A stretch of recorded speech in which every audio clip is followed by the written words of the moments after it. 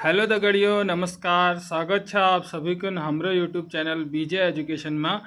आज हम उत्तराखंड पशुधन प्रसार अधिकारी के एग्रीकल्चर के इम्पोर्टेंट क्वेश्चंस को देखेंगे। ठीक है, टॉप 50 क्वेश्चंस रहेंगे जो आपके आने वाली परीक्षा के लिए महत्वपूर्ण हैं। चलिए शुरू करते हैं। फिर पहला प्रश्न है, which of the following cropping system is defined as growing 2 और more crop simultaneously with no distinct row arrangement.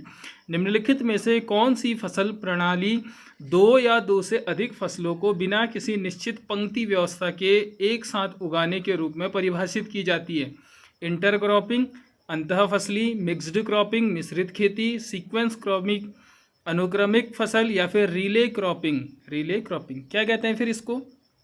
तो इसका राइट आंसर है आपका option number B, mixed cropping, मिश्रित खेती। ठीक है, मिक्स्ड क्रॉपिंग इन्वॉल्व्स ब्रॉडकास्टिंग और mixing seeds of 2 or more crops together and sowing them in the same field without a specific row pattern. This minimizes the risk of total crop failure under adverse weather condition. मिश्रित खेती के तहत 2 या 2 से अधिक फसलों के बीजों को आपस में मिलाकर बिना किसी निश्चित पंक्ति पैटर्न के एक ही खेत में बोया जाता है। यह प्रतिकूल मौसम में फसल पूरी तरह नष्ट होने के जोखिम को कम करता है। ठीक है, अब नेक्स्ट प्रश्न को देखते हैं। The khaira disease of rice is cause due to the deficiency of which nutrition. धान का खैरा रोग, अब खैरा रोग किस में लगता है? आपको आना चाहिए, धान में लगता है। धान का खैरा रोग किस पोषक तत्व की कमी के कारण होता है? नाइट्रोजन, जिंक, आयरन या फिर मैग्नीशियम। किसके कारण होता है फिर? तो इसका राइट आंसर है ऑप्शन नंबर बी, जिंक, जिसे हम जस्ता भी कहते हैं। ठीक है, अगला है, इसका एक्सप्लेनेशन देखते हैं। Khaira disease in rice is very common nutritional disorder caused by zinc deficiency. It leads to brownish red spots on the leaves and stunted growth. It can be controlled by spraying zinc sulphate. ठीक है, धान में खैरा रोग zinc की कमी से होने वाला एक बहुत ही सामान्य विकार है। इसके कारण पत्तियों पर भूरे लाल रंग के धब्बे बन जाते हैं और पौधों का विकास रुक जाता है। इसे जिंक सल्फेट के छिड़काव द्वारा नियंत्रित किया जाता है। तो जिंक सल्फेट ZnSO4 आना चाहिए। ठीक है, अगला प्रश्न है, what is the optimum temperature range required for the proper germination of wheat seeds. गेहूं के बीजों के उचित अंकुरण के लिए आवश्यक इष्टतम तापमान सीमा क्या है? 10 डिग्री से 15 डिग्री, 20 डिग्री से 25 डिग्री, 30 डिग्री से 35 डिग्री, या फिर 5 डिग्री से 10 डिग्री। तो इसका राइट आंसर है ऑप्शन नंबर बी, 20 डिग्री से 25 degree. Wheat is a rabi cool season crop while it's vegetative growth requires cool temperatures. The ideal temperature range for seed germination is between 20 degree Celsius and 25 degree Celsius. गेहूं एक रबी ठंडे मौसम की फसल है, हालांकि इसकी वानस्पतिक वृद्धि के लिए ठंडे तापमान की आवश्यकता होती है, लेकिन बीज अंकुरण के लिए आदर्श तापमान सीमा 20 डिग्री से 25 डिग्री के बीच होती है। ठीक है, अगला है, which form of nitrogen is primarily absorbed by the rice crop under submerged or water-logged condition। जलमग्न या जल भराव की स्थिति में धान की फसल द्वारा मुख्य रूप से नाइट्रोजन का कौन सा रूप अवशोषित किया जाता है? कौन सा किया जाता है फिर? नाइट्रेट, जिसको हम NO3 निगेटिव भी कहते हैं, अमोनियम NH4 पॉजिटिव, 4 पॉजिटिव। ठीक है, NH4 पॉजिटिव, सॉरी। उसके बाद है आपका नाइट्रेट NO2 निगेटिव, और उसके बाद है एलिमेंटल नाइट्रोजन N2। तो क्या होगा फिर? तो इसका राइट आंसर है आपका option number B, ammonium NH4 positive. ठीक है, in waterlogged rice fields the soil condition is reduced anaerobic. Under this condition nitrogen remains stable in the ammonium form NH4 positive which is efficiently absorb by rice plants unlike most other crops that prefer nitrate NO3 negative. जल भराव वाले धान के खेतों में मिट्टी की स्थिति अपचयित अवायवीय हो जाती है। इन स्थितियों में नाइट्रोजन अमोनियम रूप NH4 पॉजिटिव में स्थिर रहती है, जिसे धान के पौधे आसानी से अवशोषित कर लेते हैं, जबकि अधिकांश अन्य फसलें नाइट्रेट NO3 निगेटिव पसंद करती है। अगला प्रश्न है, the atmospheric layer closest to the earth surface where all agricultural and weather phenomenon occur is called. पृथ्वी की सतह के सबसे नज़दीक की वायुमंडलीय परत जहाँ सभी कृषि और मौसम संबंधी घटनाएं होती है कहलाती है। क्या कहते हैं फिर उसको हम? स्ट्रेटोस्फीयर समताप मंडल कहते हैं, ट्रोफोस्फीयर क्षोभ मंडल कहते हैं, मीजोस्फीयर मध्यमंडल कहते हैं, या फिर थर्मोस्फीयर वायुमंडल कहते हैं। तो इसको हम कहते हैं ट्रोफोस्फीयर। ठीक है, इजी प्रश्न था, क्षोभ मंडल कहते हैं। The troposphere is the lowest layer of the atmosphere, extending up to about 8 to 18 kilometer. It contains about 75% of the atmosphere mass and almost all water vapor, making it the zone for weather events like rain, clouds and forest. क्षोभ मंडल वायुमंडल की सबसे निचली परत है जो लगभग 8 से 18 किलोमीटर तक फैली हुई है। इससे वायुमंडल के द्रव्यमान का लगभग 75% और लगभग पूरा जलवाष्प होता है, जिससे यह बारिश, बादल और पाले जैसी मौसम संबंधी घटनाओं का क्षेत्र बनता है। ये इजी प्रश्न था, ये तो आप सभी को आता होगा। अगला प्रश्न है, which type of soil water is most readily available to plants for absorption? किस प्रकार का मृदा जल पौधों द्वारा अवशोषण के लिए सबसे आसानी से उपलब्ध होता है? हाइग्रोस्कोपिक वाटर, आर्द्रताग्राही जल, ग्रेविटेशनल वाटर, गुरुत्वीय जल, कैपिलरी वाटर, केशिकीय जल, या फिर केमिकली कंबाइंड वाटर, रासायनिक रूप से संयुक्त जल। तो इसका राइट आंसर है आपका ऑप्शन नंबर सी। ठीक है, कैपिलरी वाटर, केशिकीय जल। Capillary water is held in the micropores of the soil against the force of gravity by surface tension.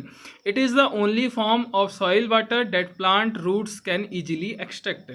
केशिकीय जल मिट्टी के सूक्ष्म छिद्रों माइक्रोपोर्स में गुरुत्वाकर्षण बल के विरुद्ध सतह तनाव द्वारा रुका रहता है। यह मृदा जल का एकमात्र ऐसा रूप है जिसे पौधों की जड़ें आसानी से सोख सकती है। अगला प्रश्न है, Deepak and Jyoti are improved varieties of which important fodder oil seed crop? Deepak और ज्योति किस महत्वपूर्ण चारा तिलहन फसल की उन्नत किस्में हैं? किसकी है फिर? मस्टर्ड की है, बीरसिम या फिर जिसको हम बरसिम भी कहते हैं, और आपका है लुसन या फिर अल्फल्फा लुसन। ठीक है, या चौथा ऑप्शन है आपका ओट्स जिसको हम जई भी कहते हैं। तो किसकी है फिर ये दीपक और ज्योति?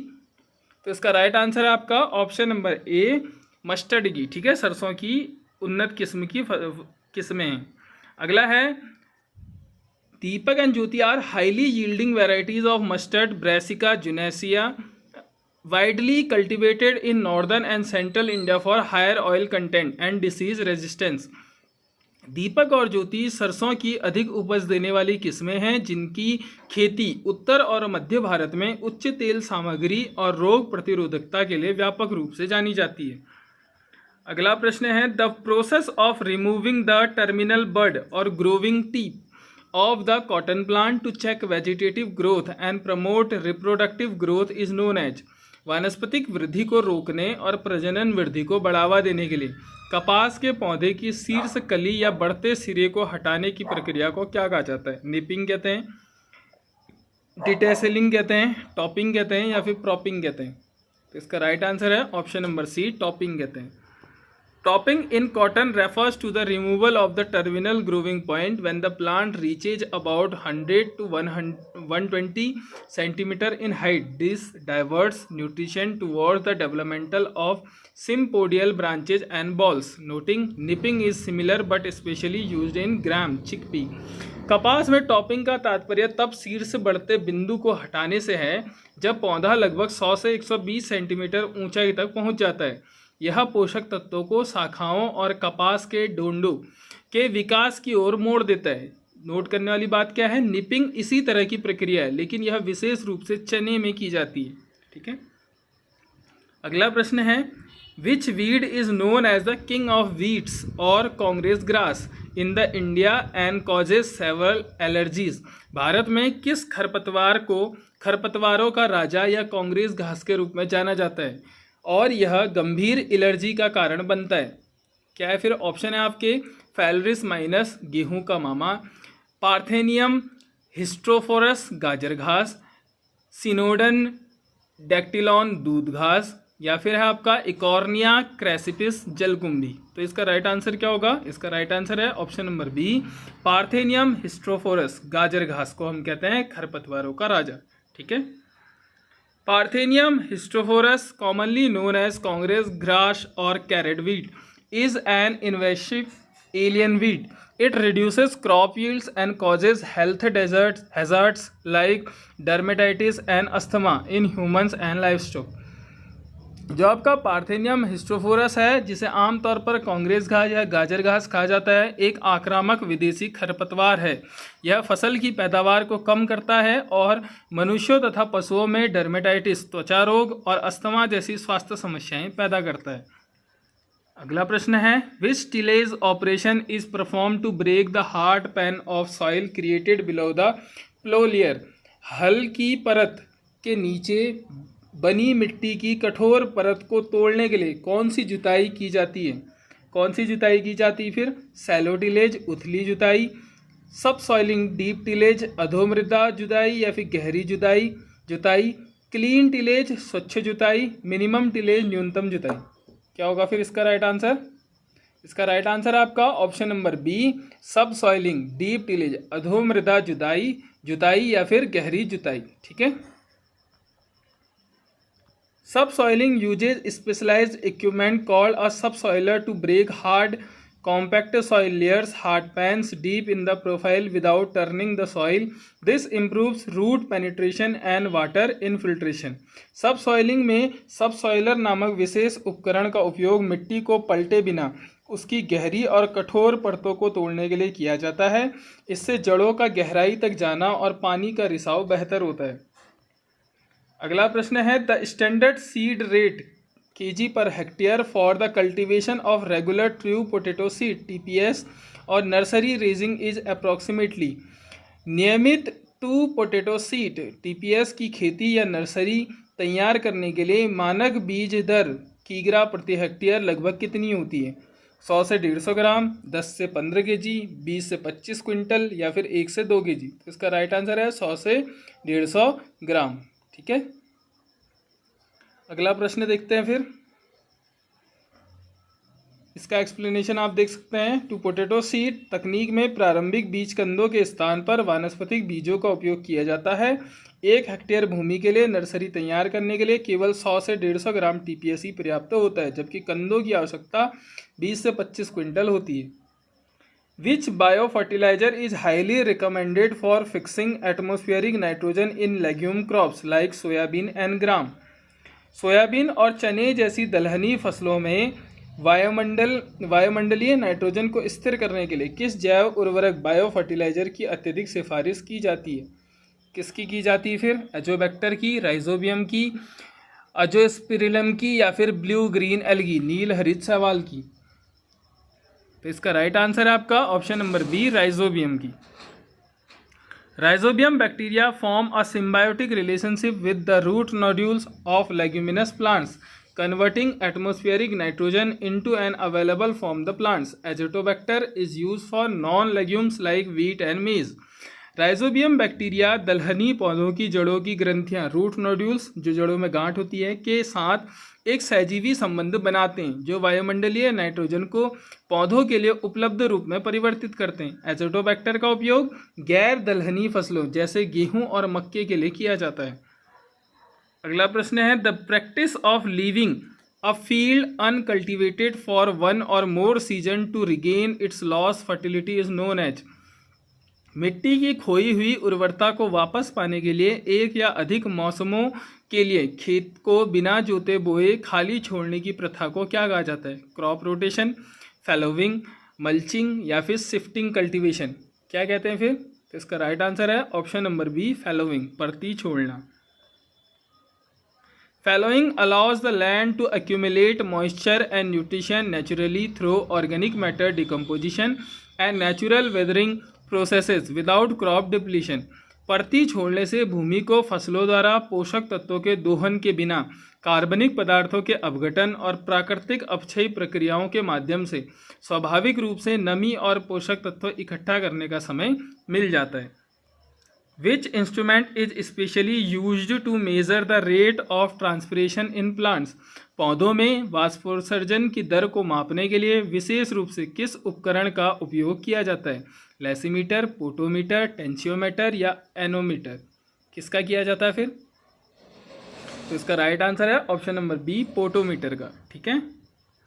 A potometer, example Ganong potometer, measures the rate of water uptake by a leafy shoot which is almost equal to the amount of water lost through transpiration. Lasimeters measures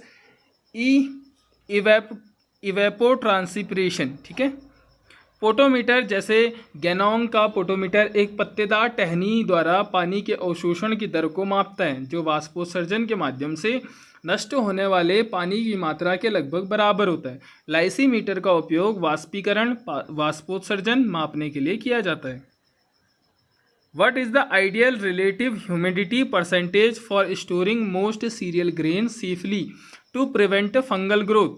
fungal कवक वृद्धि को रोकने के लिए अधिकांश अनाज के दानों को सुरक्षित रूप से संग्रहित करने के लिए आदर्श सापेक्ष आर्द्रता रिलेटिव ह्यूमिडिटी प्रतिशत क्या है? 75% से अधिक, लेस देन 12 to 14%, 12-14% से कम, 50 to 60% या फिर 100%। क्या होगा फिर? तो इसका राइट आंसर है option number B, less than 12 to 14%। ठीक है। For safe storage the moisture content of the grain should be brought down below 12 to 14% and even lower around 10 to 12% for some cereals to inhibit metabolic activity of insect and fungi. सुरक्षित भंडारण के लिए कीटों और कवक fungi के चयापचय गतिविधियों को रोकने के लिए अनाज में नमी की मात्रा को 12 से 14% से नीचे और कुछ अनाजों के लिए 10 से 12% के आसपास लाया जाना चाहिए। The functional unit of soil taxonomy और the smallest volume of soil that can be recognise as a soil individual is called. मृदा वर्गीकरण की कार्यात्मक इकाई या मिट्टी का वह सबसे छोटा आयतन जिसे एक स्वतंत्र मिट्टी के रूप में पहचाना जा सकता है क्या कहलाता है? पिडॉन, पॉलीपेडॉन, हॉरिजॉन या फिर प्रोफाइल। क्या कहते हैं फिर? तो इसे कहते हैं ऑप्शन नंबर ए, पिडॉन। ठीक है। A pidon is the smallest three-dimensional volume of soil ranging from 1 to 10 square meters that captures the full lateral extent of soil, horizons and profile characteristics. पिडॉन मिट्टी का सबसे छोटा त्रिआयामी 3D आयतन 1 से 10 वर्ग मीटर तक होता है जिसमें मिट्टी के संस्तरों, हॉरिजन्स और प्रोफाइल की सभी विशेषताएं पूरी तरह मौजूद होती हैं। ठीक है। आगे को बढ़ते हैं। अगला प्रश्न है, Which of the following is an example of selective, systematic and post-emergence herbicide widely used to control broad level weeds? निम्नलिखित में से कौन सा चौड़ी पत्ती वाले खरपतवारों को नियंत्रित करने के लिए व्यापक रूप से उपयोग किए जाने वाले चयनात्मक, प्राणीगत और अंकुरण पश्चात शाकनाशी का उदाहरण है? पैराक्वेट, ग्लाइफोसेट, 2,4-D या फिर एट्राजिन। कौन है फिर? तो इसका राइट आंसर है option number C, 2,4-D। Two four dichlorophenoxy acetic acid 2,4-D is a selective systematic herbicide that mimics plant growth hormones, effectively killing broad-leaved weeds while leaving narrow-leaved cereals crop shapes. It is applied after weeds emerge post-emergence. 2,4-D dichlorophenoxy acetic acid एक चयनात्मक और प्राणीगत शाकनाशी है जो पौधों के विकास hormone की नकल करता है। यह सक्रिय पत्ती वाली अनाज की फसलों को नुकसान पहुंचाए बिना चौड़ी पत्ती वाले खरपतवारों को नष्ट कर देता है। इसे खरपतवारों के उगने के बाद छिड़का जाता है। ठीक है। द लोकलाइज येलोविंग और loss of chlorophyll in plant leaves due to nutrition deficiency और डिसीज इज नोन एज। पोषक तत्वों की कमी या बीमारी के कारण पौधों की पत्तियों का स्थानीय रूप से पीला होना या क्लोरोफिल का नष्ट होना क्या कहलाता है? नेक्रोसिस, ऊतक क्षय, मोटलिंग, चित्तीदार होना, क्लोरोसिस, हरिमहीनता या फिर क्लोरोसिस, और आपका चौथा ऑप्शन है एटियोलेशन, पांडुरता। क्या है फिर राइट आंसर? तो इसका राइट आंसर है ऑप्शन नंबर सी, क्लोरोसिस। ठीक है, हरिमहीनता।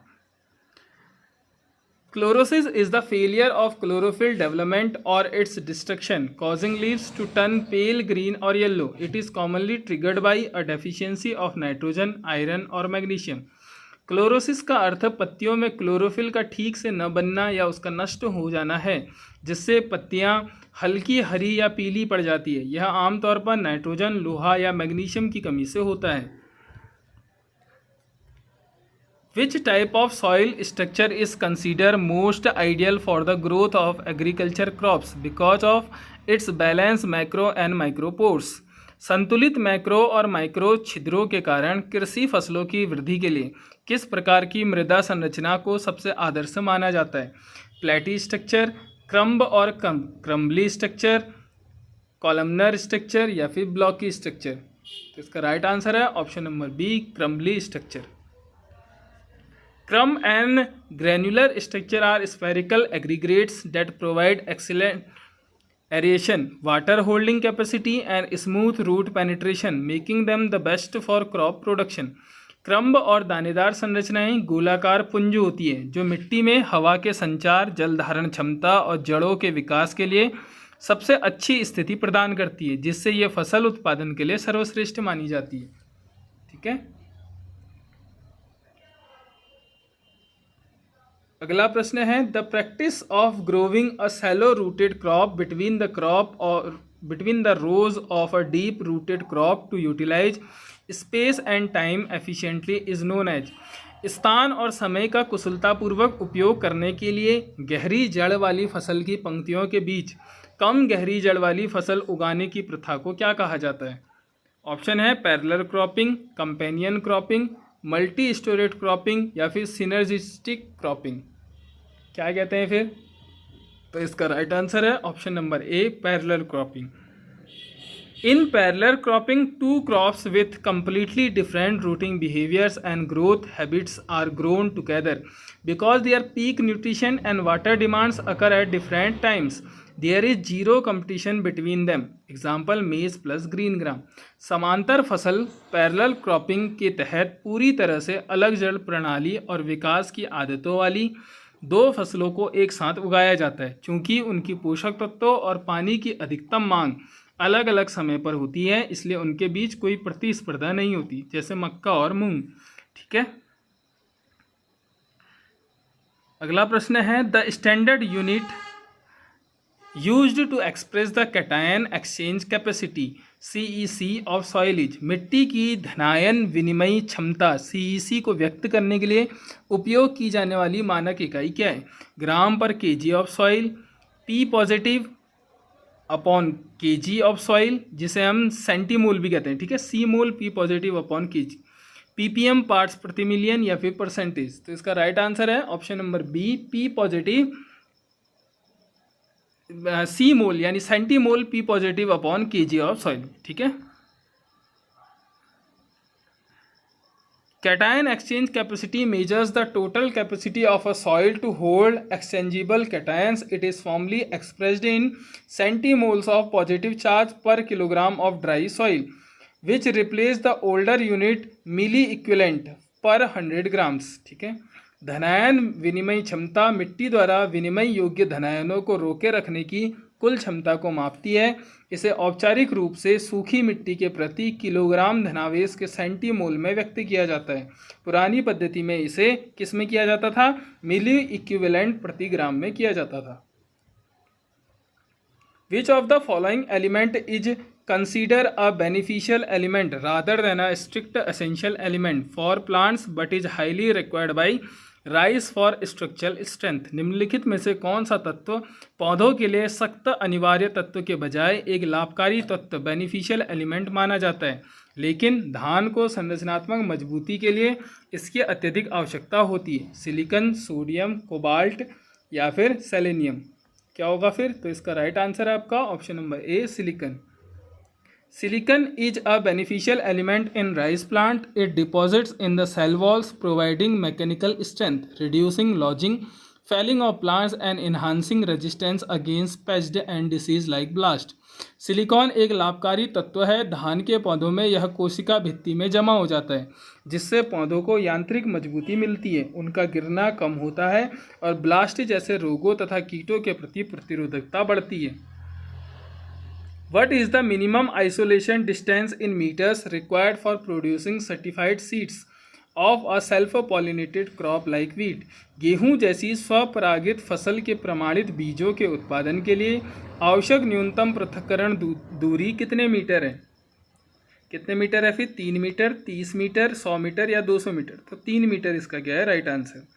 Since wheat is highly self-pollinated crop, the chances of cross-contamination are very low. Thus, a minimum isolation distance of 3 meter is required to maintain genetic purity during seed production. चूंकि गेहूं एक अत्यधिक स्वपरागित फसल है, इसलिए इसमें बाहरी परागकणों से संदूषण क्रॉस कंटेमिनेशन की संभावना बहुत कम होती है। इसलिए बीज उत्पादन के दौरान आनुवंशिक शुद्धता बनाए रखने के लिए केवल 3 मीटर की न्यूनतम पृथक्करण दूरी की आवश्यकता होती है। Which index is used to determine the efficiency of a cropping system in terms of land utilization compared to solitary cropping? एकल फसल की तुलना में भूमि उपयोग के मामले में फसल प्रणाली की दक्षता निर्धारित करने के लिए किस सूचकांक का उपयोग किया जाता है? Harvest index, land equivalent ratio, crop intensity या फिर नेट रिटर्न इंडेक्स? किसका किया जाता है फिर? तो इसका राइट आंसर है option number B, land equivalent ratio, भूमि समतुल्य अनुपात। ठीक है, land equivalent ratio measures the relative land area required under sole cropping to produce the same yields as achieved in an intercropping system and 1 less than 1.0 indicate that intercropping is more efficient. भूमि समतुल्य अनुपात मिश्रित अंतः फसली खेती के बराबर उपज प्राप्त करने के लिए एक एकल खेती के तहत आवश्यक सापेक्ष भूमि क्षेत्र को मापता है। यदि लेस देन 1.0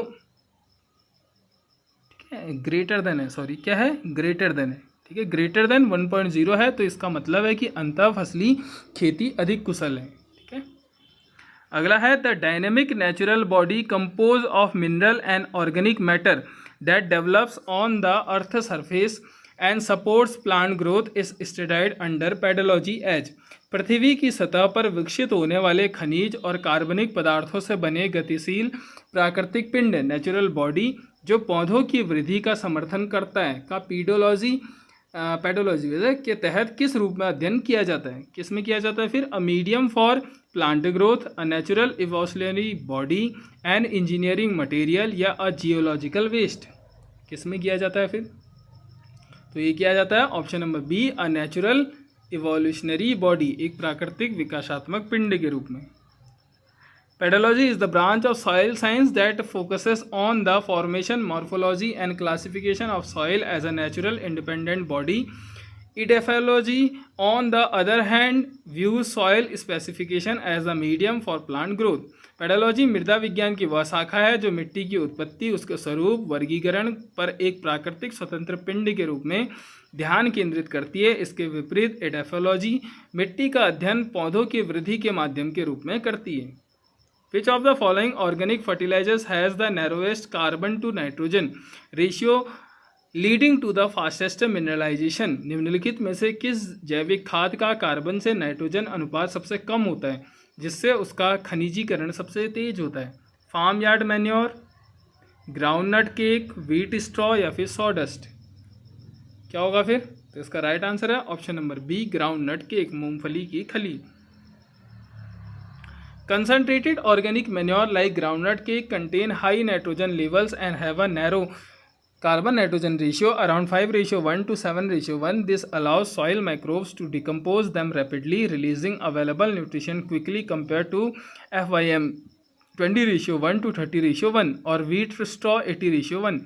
सांद्रित जैविक खादों जैसे मूंगफली की खली में नाइट्रोजन की मात्रा अधिक होती है और इनका कार्बन नाइट्रोजन अनुपात बहुत कम, लगभग 5 से 5:1 या 7:1 होता है। इसके कारण मिट्टी के सूक्ष्मजीव इन्हें बहुत तेज़ी से विघटित करते हैं जिससे पोषक तत्व बहुत जल्दी मुक्त होते हैं। FYM का कार्बन नाइट्रोजन अनुपात 20:1 से 30:1 होता है। द गुटिंग और stripping method is a term commonly associated with the primary processing or extracting of fibers from which crop? गुटिंग या स्ट्रिपिंग विधि एक ऐसा शब्द है जो आमतौर पर किस फसल से रेशे निकालने या उसके प्राथमिक प्रसंस्करण से जुड़ा है? किससे जुड़ा है फिर? कॉटन, जूट, सनहेम्प या फिर कोकोनट? तो इसका राइट आंसर है option number B, jute. After the jute stalks undergo rotting microbial decomposition in water, the fibers are extracted from the woody core using methods like stripping or breaking. This fiber separation process is highly labor intensive. Jute की डंठलों को पानी में सड़ाने rating के बाद रेशों को लकड़ी वाले हिस्से से अलग करने के लिए स्ट्रिपिंग या गुटिंग विधि का उपयोग किया जाता है। यह रेशा निकालने की एक प्राथमिक प्रक्रिया है। Which critical irrigation stage of wheat requires immediate water application failing which results in drastic yield reduction? गेहूं की किस महत्वपूर्ण सिंचाई अवस्था इरिगेशन स्टेज में तुरंत पानी देने की आवश्यकता होती है? ऐसा न करने पर पैदावार में भारी कमियां आती है। जॉइंटिंग स्टेज गांठ बनने की अवस्था, ट्रिलरिंग स्टेज कल्ले निकलने की अवस्था, क्राउन रूट इनिटिशन, CRI शीर्ष जड़ जमने की अवस्था, या फिर डव स्टेज धुतिया दाना सख्त होने की अवस्था। क्या होगा फिर? तो इसका राइट आंसर है option number C, crown root initiation, CRI। ठीक है, शीर्ष जड़ जमने की अवस्था। The CRI stage occurs approximately 21 days after sowing. It is the most critical stage for irrigation in wheat because the transition from seminal roots to crown roots happens at this point, stabilizing the plant's foundation. CRI अवस्था बुआई के लगभग 21 दिन बाद आती है। यह गेहूं में सिंचाई के लिए सबसे संवेदनशील अवस्था है क्योंकि इसी समय पौधे की मुख्य जड़ों का विकास शुरू होता है जो पौधों के आधार को मजबूती देता है। What is the botanical name of macaroni wheat which is widely grown in rough, prone and rain areas of central and southern India? Macaroni गेहूं का वानस्पतिक नाम क्या है जो मध्य और दक्षिण भारत के सूखा प्रवण और वर्षा आधारित क्षेत्रों में व्यापक रूप से उगाया जाता है? Triticum aestivum, Triticum durum, Triticum dicoccum, या फिर ट्रिटिकम सेफ्रोकोकम। तो क्या है फिर? इसका राइट आंसर है option number B, Triticum durum. ठीक है, ट्रिटिकम ड्यूरम को मैक्रोनी गेहूं या ड्यूरम गेहूं कहा जाता है। यह एक टेट्राप्लॉइड गेहूं की प्रजाति 2n = 28 है जो अपने उच्च ग्लूटेन और सूखा सहन करने की क्षमता के लिए जानी जाती है। ट्रिटिकम एस्टाइवम सामान्य ब्रेड गेहूं है।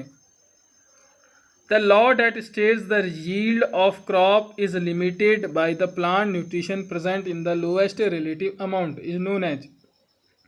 वह नियम जो यह बताता है कि फसल की पैदावार उस पौधे के पोषक तत्व द्वारा सीमित होती है जो सबसे कम सापेक्ष मात्रा में मौजूद होता है, किस रूप में जाना जाता है? लॉ ऑफ डिमिनिशिंग रिटर्न्स, ह्रासफल प्रतिफल का नियम, लिग्बिक लॉ ऑफ मिनिमम, लिबिक का न्यूनतम का नियम, या फिर है आपका मिर्सलिस का नियम, या फिर आपका विल्कॉक्स का व्युत्क्रम उपज नियम। क्या है फिर? तो इसका राइट आंसर है option number B, Liebig law of the minimum, Liebig का न्यूनतम का नियम। ठीक है, इस नियम को कार्ल स्प्रेंगल द्वारा तैयार किया गया था और जोस्टस वॉन लिबिक द्वारा लोकप्रिय बनाया गया था। यह नियम स्पष्ट करता है कि फसल की वृद्धि अन्य प्रचुर मात्रा में उपलब्ध तत्वों से नहीं बल्कि सबसे कम मात्रा में उपलब्ध तत्वों सीमित आकार से तय होती है। अगला प्रश्न है, which soil horizon is officially designed as the zone of maximal elevation washing out of silicate clays, iron and aluminium oxide. किस मृदा संस्तर को आधिकारिक तौर पर सिलिकेट क्ले, लोहा और एल्यूमिनियम ऑक्साइड के अधिकतम निछालन अपवाहन के क्षेत्र के रूप में नामित किया गया? A horizon, B horizon, E horizon, या फिर सी हॉरिजन? तो इसका राइट आंसर है option number C, E horizon. The E horizon stands for alluvial horizon. It is lighter in color because clay, iron and aluminium have been leached or washed down into the underlying B horizon, which is the zone of alluviation. E संस्तर का अर्थ alluvial संस्तर से है। यह रंग में हल्का होता है क्योंकि इससे क्ले, आयरन और एल्यूमिनियम घुलकर नीचे के बी संस्तर जो कि निक्षेपण का क्षेत्र है में चले जाते हैं। Which propagation method is most commercially successful and widely adopted for multiplying guava plant in North India? उत्तर भारत में अमरूद के पौधों के प्रवर्धन मल्टीप्लिकेशन के लिए कौन सी विधि व्यावसायिक रूप से सबसे सफल और व्यापक रूप से अपनाई जाती है? एयर लेयरिंग, गूटी बांधना, माउंड लेयरिंग और स्टूलिंग, ढेर लगाना या स्टूलिंग, टी बडिंग, या फिर हार्डवुड कटिंग किस लिए जानी जाती है फिर? तो इसका राइट आंसर है option number B, mound layering और स्टूलिंग, ढेर लगाना या stooling. Mound layering or stooling is a highly cost effective and produces uniform, robust rooted plants in guava. Air layering is also done, but stooling has replaced in the modern commercial nurseries due to higher success rates. अमरूद में ढेर लगाना या stooling विधि बहुत ही लागत प्रभावी और इसमें समान तथा मजबूत जड़ों वाले पौधे तैयार होते हैं। व्यावसायिक नर्सरी में उच्च सफलता दर के कारण अब इसे प्राथमिकता दी जाती है। The process of dynamic transformation of rocks into soil through physical, chemical and biological agent is broadly termed as भौतिक, रासायनिक और जैविक कारकों के माध्यम से चट्टानों के मिट्टी में होने वाले गतिशील परिवर्तन की प्रक्रिया को व्यापक रूप से क्या कहा जाता है? पैडोजेनेसिस, वेदरिंग, ह्यूमिफिकेशन या फिर कैल्सिफिकेशन। क्या कहते हैं फिर? तो इसको कहते हैं हम ऑप्शन नंबर बी, वेदरिंग। ठीक है, अब 6 Weathering is the breakdown and alteration of rocks and minerals at or near the earth's surface. It acts as the precursor to पैडोजेनेसिस, the actual soil profile development process. पृथ्वी की सतह पर या उसके पास चट्टानों और खनिजों के टूटने और बदलने की प्रक्रिया को अपक्षय कहा जाता है। यह मृदा जनन यानी वास्तविक मिट्टी के निर्माण की पहली सीढ़ी है। Which classification category holds the highest taxonomic rank in the official USDA soil taxonomy system? आधिकारिक USDA का फुल फॉर्म पूछ सकता है, तो आप इसको कमेंट बॉक्स में बताना सर्च करके। ठीक है, मृदा वर्गीकरण प्रणाली में कौन सी श्रेणी सबसे उच्च टैक्सोनॉमिक रैंक रखती है? कौन सी रखती है फिर? ग्रेड, ग्रुप, ऑर्डर, सब ऑर्डर या फिर सीरीज? कौन रखती है? तो इसका राइट आंसर है आपका ऑप्शन नंबर बी, ऑर्डर। कौन रखती है? Order. The USDA soil taxonomy has 6 hierarchical levels order, highest 12 globally recognised orders like inceptisols, alfisols, sub order, great groups, sub group, family and series, lowest most detail. USDA मृदा वर्गीकरण में 6 स्तर होते हैं। गण, ऑर्डर स्तर जैसे इंसेप्टिसॉल, एल्फिसॉल, उपगण, महान समूह, उपसमूह, परिवार और श्रेणी सीरीज। निचला स्तर कुल 12 सॉइल ऑर्डर्स हैं।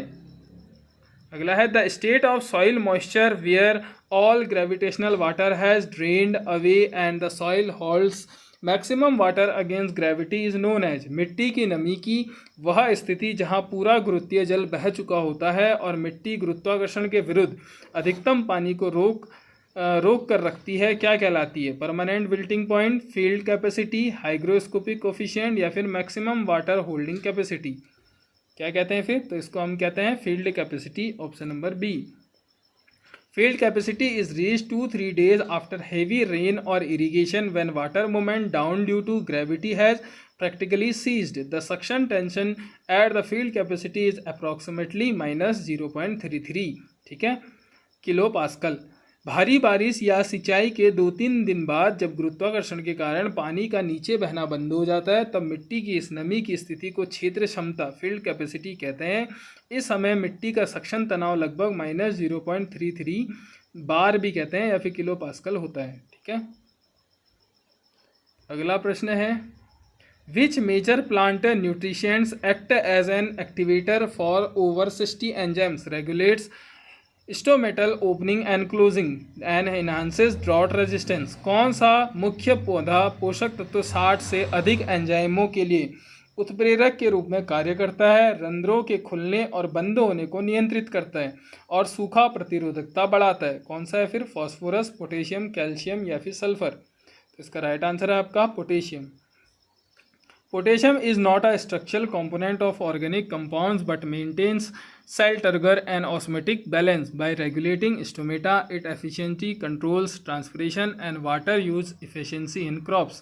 पोटेशियम जैविक यौगिकों का संरचनात्मक हिस्सा नहीं होता, बल्कि यह कोशिकाओं की स्थिति और यहाँ पे आपका सोमेटिक होना था, ठीक है, सॉरी ऑस्मोटिक होना था, ऑस्मोटिक संतुलन बनाए रखता है। रंध्रों को नियंत्रित करके यह फसलों में पानी के उपयोग की दक्षता को बढ़ाता है। ठीक है, अगला है the deliberate sequence of crop grown on a particular piece of land over a specified period to maintain soil health and balance nutrition is called. मिट्टी के स्वास्थ्य को बनाए रखने और पोषण को संतुलित करने के लिए एक निश्चित अवधि में भूमि के एक विशेष टुकड़े पर उगाई जाने वाली फसलों के सुनियोजित अनुक्रम को क्या कहा जाता है? Cropping patterns, cropping rotation, shifting cultivation या फिर mixed farming.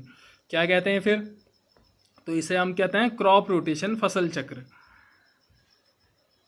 Crop rotation interprets pest cycles, improves soil structure and optimizes nutrition uptake, especially when deep-rooted crops follow shallow-rooted crops or legumes follow non-legumes. फसल चक्र कीटों के जीवन चक्र को तोड़ता है, मिट्टी की संरचना में सुधार करता है। इसमें आमतौर पर गहरी जड़ वाली फसलों के बाद उथली जड़ वाली फसलें या अनाज फसलों के बाद दलहनी फसलें बोई जाती हैं।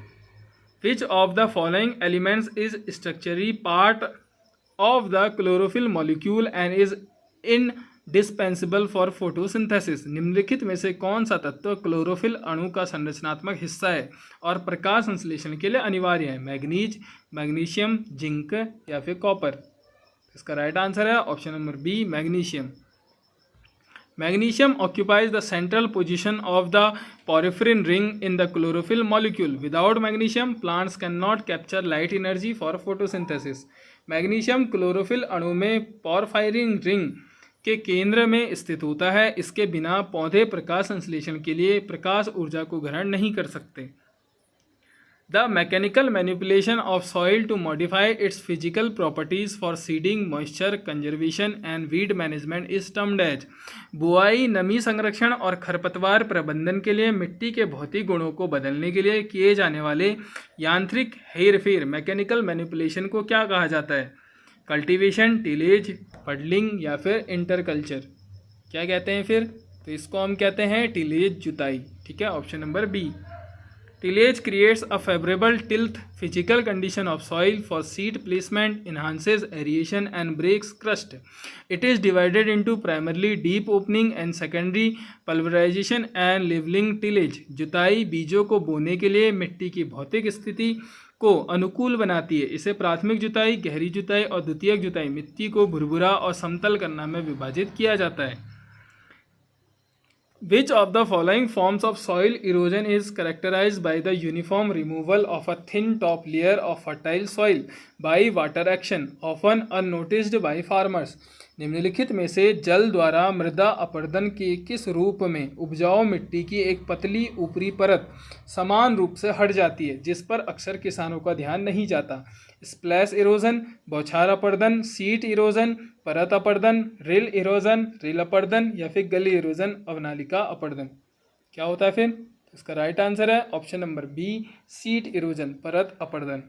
Seat erosion is the most dangerous form of water erosion because it is subtle.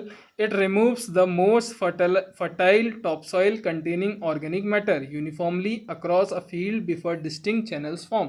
परत अपरदन जल अपरदन का सबसे हानिकारक रूप है क्योंकि यह बहुत सूक्ष्मता से होता है। यह स्पष्ट नालियां बनने से पहले पूरे खेत से जैविक तत्वों से भरपूर सबसे उपजाऊ ऊपरी मिट्टी को बहा ले जाता है। अगला प्रश्न है, The physiological disorder heart rot in sugar beet and browning in cauliflower is caused by the deficiency of which micronutrients? चुकंदर में हार्ट रॉट और फूलगोभी में ब्राउनिंग, ठीक है, नामक शारीरिक विकार किस सूक्ष्म पोषक तत्व की कमी से होता है? किससे होता है फिर? मॉलिब्डेनम, बोरोन, कॉपर या फिर आयरन। तो इसका राइट आंसर है ऑप्शन नंबर बी, बोरोन। ठीक है, boron is an essential for cell wall synthesis, sugar translocation and meristematic tissue growth. Its deficiency leads to brittle stems, internal cavities and necrotic patches in cauliflower and sugar beet heads. Boron कोशिका भित्ति के संश्लेषण, शर्करा के परिवहन और विभज्योतक ऊतक की वृद्धि के लिए आवश्यक है। इसकी कमी से तने कमजोर हो जाते हैं और आंतरिक भाग सड़ने लगते हैं। Which index express the ratio of the economic yield marketable part to the biological yield total dry matter produce of a crop? कौन सा सूचकांक किसी फसल की आर्थिक उपज, विपणन योग्य भाग और जैविक उपज कुल शुष्क पदार्थ उत्पादन के अनुपात को व्यक्त करता है?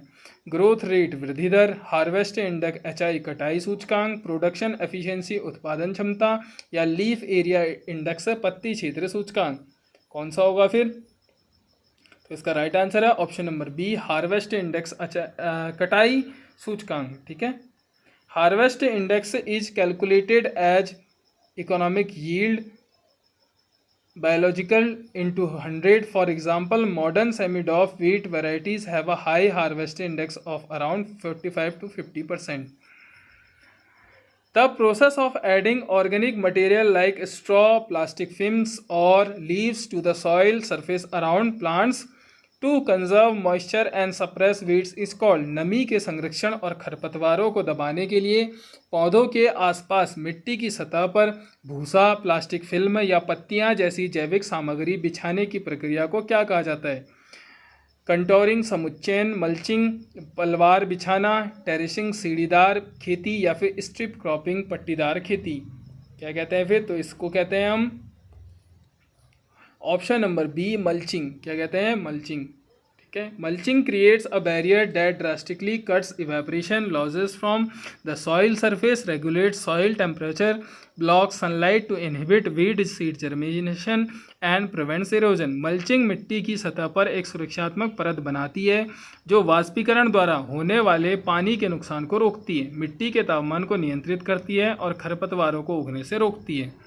अगला प्रश्न है, which of the following nitrogenous fertiliser in as is an organic compound despite being manufactured synthetically and contains approximately 46% nitrogen. निम्नलिखित में से कौन सा नाइट्रोजन युक्त उर्वरक सिंथेटिक रूप से निर्मित होने के बावजूद एक कार्बनिक यौगिक और इसमें लगभग 46% नाइट्रोजन होता है? Ammonium sulphate, calcium ammonium nitrate या यूरिया या फिर सोडियम नाइट्रेट? तो इसका राइट आंसर आपका ऑप्शन नंबर सी, यूरिया। ठीक है, यूरिया है आपका। Contains carbon its chemical formula making its an organic amide fertiliser. It is highly concentrated, fully water soluble and provides 46% nitrogen. Urea जो है आपका एक के रासायनिक सूत्र में कार्बन मौजूद होता है जिससे यह कार्बनिक अमाइड उर्वरक बनता है।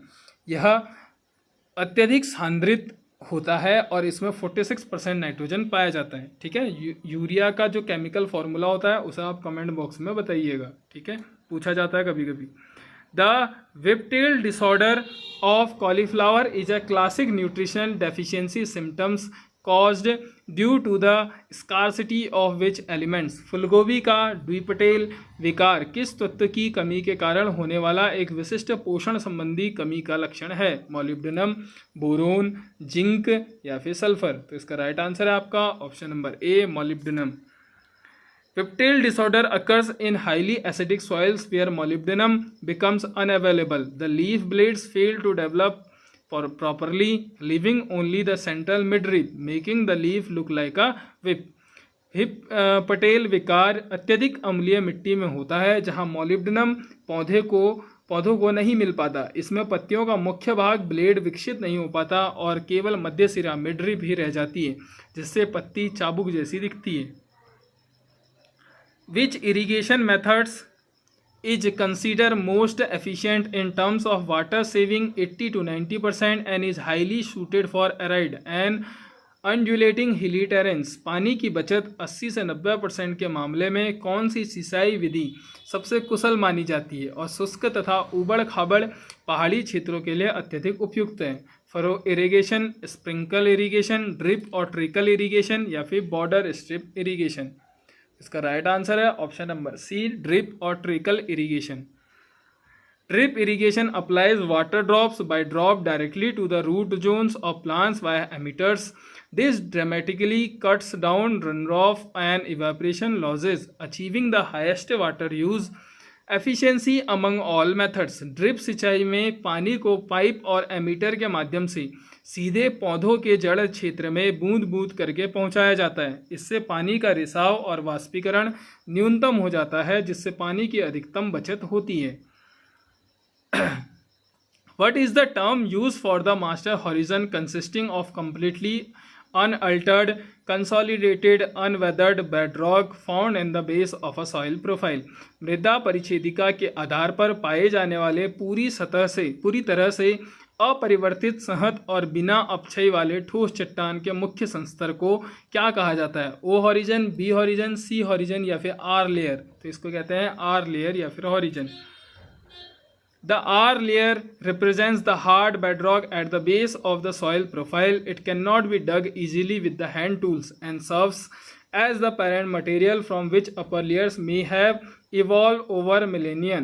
R संस्तर मिट्टी की प्रोफाइल के सबसे नीचे स्थित कठोर और ठोस चट्टान बेडरॉक को दर्शाता है. इसे हाथ के औजारों से आसानी से नहीं खोदा जा सकता. Which agroclimate zone of India covers the entire state of Uttarakhand, characterized by steep slopes and unique mountain ecologies? Bharat का कौन सा कृषि जलवायु क्षेत्र पूरे उत्तराखंड राज्य को कवर करता है जो खड़ी ढलानों और विशिष्ट पर्वतीय पारिस्थितिकी की विशेषता रखता है? Western plateau and hills region, western Himalayas region, eastern Himalayas region या अपर गैंगेटिक प्लेन्स रीजन? कौन सा है फिर? इसका राइट आंसर है option number B, western Himalaya region. According to the Planning Commission of India, zone first is the western Himalaya region which encompasses Jammu and Kashmir, Himachal Pradesh and Uttarakhand, focusing on horticulture and terrace farming. Bharat की योजना आयोग के अनुसार जोन एक पश्चिमी हिमालय क्षेत्र, इसके अंतर्गत जम्मू कश्मीर, हिमाचल प्रदेश और उत्तराखंड आते हैं. यहाँ की मुख्य विशेषता बागवानी, हॉर्टिकल्चर और सीढ़ीदार खेती, टेरेस फार्मिंग है. The biological phenomenon where one plant releases specific toxic chemical compounds, oleochemicals, into the environment that inhibit the growth of neighboring plants is called. वह जैविक घटना जिसमें एक पौधा पर्यावरण में विशिष्ट जहरीले रासायनिक यौगिकों एलिलोकेमिकल्स को छोड़ता है जो पड़ोसी पौधों की वृद्धि को रोकते हैं, क्या कहलाते हैं? सिम्बायोसिस, एलियोपैथी, पैरासिटिज्म या फिर कॉमनसेलिज्म? क्या होगा फिर? तो इसका राइट आंसर है option number B, allelopathy. Allelopathy involves the release of secondary metabolites by plants via root exudates, volatilisation और leaching. A prime example is juglone release by black walnut और compounds from certain weeds that suppress crops growth. Allelopathy के तहत पौधे अपनी जड़ों या पत्तियों से ऐसे रासायनिक यौगिक छोड़ते हैं जो आसपास के अन्य पौधों या खरपतवारों के अंकुरण और विकास को बाधित करते हैं, जैसे अखरोट के पौधे से निकलने वाला जुगलॉन. ठीक है, अगला प्रश्न है, which of the following instruments is precisely used to measure solar radiation और total global sunshine received on a horizontal surface? क्षैतिज सतह पर प्राप्त होने वाले सौर विकिरण या कुल वैश्विक धूप को मापने के लिए निम्नलिखित में से किस उपकरण का सटीक उपयोग किया जाता है? पायरोनोमीटर, साइक्रोमीटर, पाइजोमीटर या फिर बैरोमीटर? किसका उपयोग किया जाता है फिर? तो इसका राइट आंसर है option number A, pyranometer. Pyranometer measures broadband solar irradiation from a hemispherical fields of view. Pyrometer measures relative humidity while piezometers measure water table depth और ground water pressure. पायरोनोमीटर का उपयोग सूर्य से आने वाले और कुल सौर विकिरण सोलर रेडिएशन को मापने के लिए किया जाता है. साइक्रोमीटर से सापेक्ष आर्द्रता और पाइजोमीटर से भूजल स्तर की गहराई मापी जाती है. तो 2-3 क्वेश्चन यहाँ से भी बन गए आपके, किससे किसको मापा जाता है. ठीक है, तो यहाँ पे हमारा वीडियो समाप्त होता है. यदि बीजे एजुकेशन के चैनल में पहली बार आए हैं तो चैनल को सब्सक्राइब करिए. एग्रीकल्चर से रिलेटेड और वीडियोस चाहिए तो ज़्यादा से ज़्यादा वीडियो को शेयर कीजिए. देखिए, अभी तक हमारे चैनल में जूलॉजी बॉटनी से रिलेटेड ही बच्चे हैं. यदि बहुत सारे बच्चे आते हैं, मान लो 50 to 60 बच्चे आते हैं, सब्सक्राइब करते हैं, कहते हैं कमेंट बॉक्स में कि हमें एग्रीकल्चर से रिलेटेड भी क्वेश्चंस चाहिए, तो ज़रूर इस पर प्रयास किया जाएगा कि एग्रीकल्चर के और भी अच्छे अच्छे क्वेश्चंस ढूंढे जाए जो आपके आने वाली परीक्षा के लिए महत्वपूर्ण रहेंगे. ठीक है, और ये PDF चाहिए तो आप हमारे टेलीग्राम चैनल से जुड़िए जिसकी लिंक वीडियो के डिस्क्रिप्शन में. ठीक है, मिलते हैं नेक्स्ट वीडियो में, तब तक के लिए अपना ध्यान रखें.